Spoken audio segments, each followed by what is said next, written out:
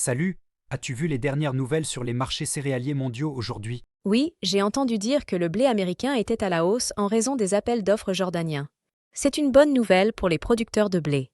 Oui, mais je trouve intéressant que son homologue européen recule malgré les achats de la Tunisie. Les prises de bénéfices semblent jouer un rôle important. Exactement.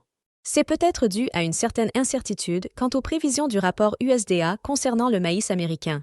Certains opérateurs sont partagés entre la production brésilienne à la baisse et celle de l'Argentine à la hausse. Oui, c'est un point clé à surveiller. Et as-tu vu ce qui se passe avec le soja? Il perd du terrain, ce qui est surprenant compte tenu des ajustements de position. Oui, c'est assez étrange. Les marchés oléagineux semblent également influencés par la situation du marché des changes, notamment le canola canadien sous pression du soja. Et le colza qui baisse lourdement malgré la hausse du pétrole, c'est assez surprenant. En effet, il semble y avoir beaucoup de facteurs en jeu.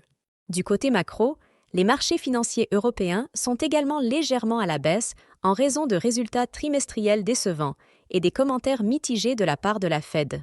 Oui, l'ambiance est clairement à la prudence aujourd'hui, même si le pétrole évolue timidement dans le vert, malgré des stocks de pétrole supérieurs aux prévisions. Oui, c'est une journée intéressante sur les marchés.